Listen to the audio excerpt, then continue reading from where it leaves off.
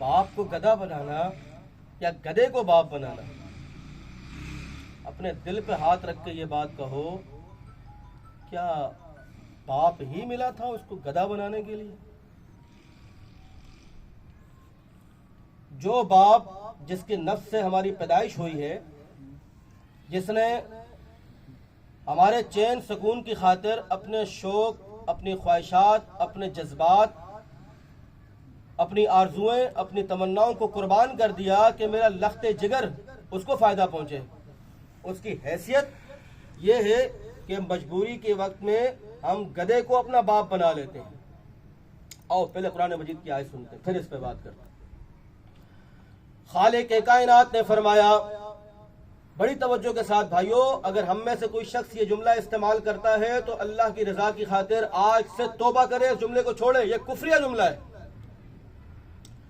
خالق کائنات فرماتے ہیں، فرمایا کہ وَقَضَىٰ رَبُّكَ أَلَّا تَعْبُدُوا إِلَّا إِيَّاهُ۔ اللہ رب العالمین یہاں پر ریکویسٹ نہیں کر رہے، حکم نہیں کر رہے کہ آپ مانو یا نہ مانو تمہاری مرضی ہے، نہیں، ایسا نہیں ہے بھائی۔ وَقَضَىٰ رَبُّكَ أَلَّا تَعْبُدُوا إِلَّا إِيَّاهُ۔ خالق کائنات یہ فیصلہ کر چکے ہیں کہ اللہ کے علاوہ کسی اور کی عبادت نہیں کی جائے گی،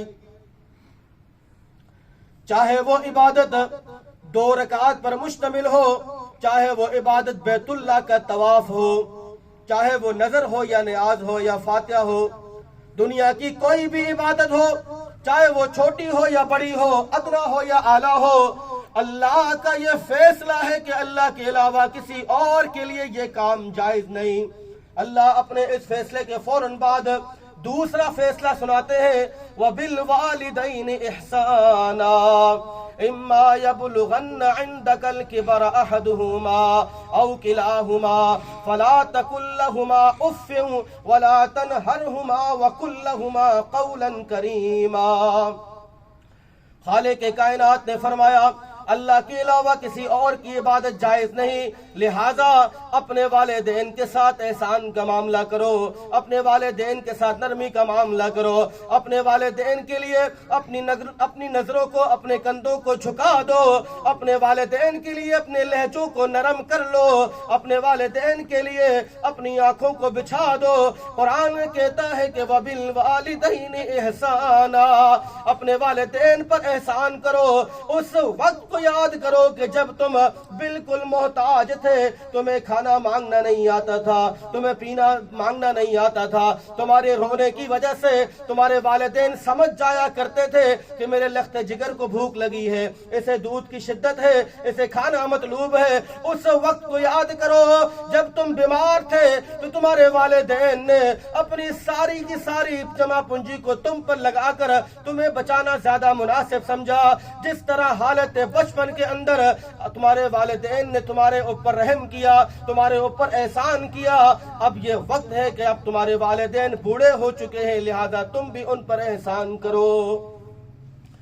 اما یبلغن عندک الکبر احدہما او کلاہما فلا تقل لہما اف۔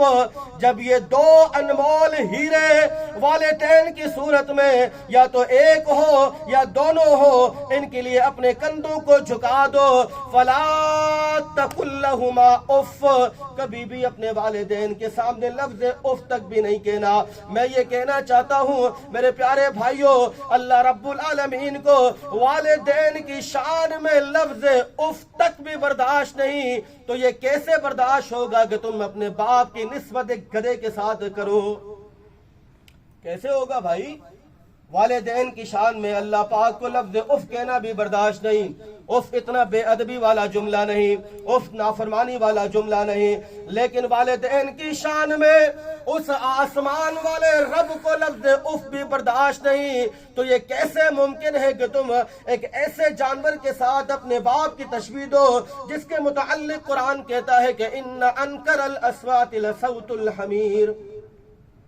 تمام جانوروں میں سے جتنے بھی جانور ہیں، کتا، بلا وغیرہ جتنے بھی جانور ہیں، ان تمام جانوروں میں سے جس کی آواز سب سے زیادہ بھیانک ہے، جس کی آواز کانوں کو تکلیف دیتی ہے، جس کی آواز ناپسندیدہ ہے، وہ گدھے کی آواز ہے۔ میں نہیں، قرآن کہتا ہے، قرآن کہتا ہے بھائی وہ گدھے کی آواز ہے، جس کی آواز کانوں کو اچھی نہیں لگتی۔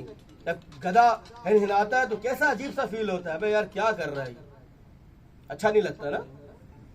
تو گدھے کی آواز سب سے بھیانک آواز، تو کیا ہم اپنے باپ کو یہ صلہ دیتے ہیں، اس کی یہ عزت ہے، اس کی یہ تکریم ہے، اس کا یہ مقام ہے کہ دنیا کے چند ٹکوں کی خاطر یا پھر کسی پھنسے ہوئے کام کی خاطر یا کسی مجبوری میں ہم یہ جملہ کہیں کہ یار کوئی بات نہیں، مجبوری میں گدھے کو بھی باپ بنانا پڑتا ہے؟ نہیں بھائی، کفریہ جملہ ہے، قرآن مجید سے ٹکراتا ہے۔ اور جناب محمد الرسول اللہ صلی اللہ علیہ وسلم کیا فرماتے ہیں؟ فرمایا کہ رضا الرب فی رضا الوالدین وسخطہ فی سخطہما، اللہ رب العالمین نے اپنی رضا کو والدین کی رضا میں رکھ دیا ہے، اور خالق کائنات نے اپنی ناراضگی کو والدین کی ناراضگی میں رکھ دیا ہے۔ اللہ کے رسول نے فرمایا الوالد اوسط ابواب الجنہ، کہ جو شخص یہ چاہتا ہے کہ جنت کے درمیان والے دروازے سے جنت میں داخل ہو جائے، اس کو چاہیے کہ وہ دنیا کے اندر اپنے باپ کی خدمت کرے۔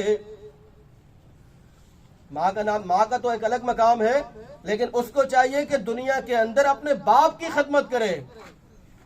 اگر اپنے باپ کی وہ خدمت کرتا ہے تو پھر اللہ کے طرف سے اس کو یہ انعام ہے، بونس ہے کہ وہ جنت کے درمیان والے راستے سے جنت میں داخل ہو جائے۔ تو میرے پیارے بھائیوں، دوستوں، بزرگوں، یہ جملہ کفر پر مبنی جملہ ہے کہ مجبوری کی حالت میں گدھے کو باپ بنانا پڑتا ہے۔ بات سمجھ میں آئی؟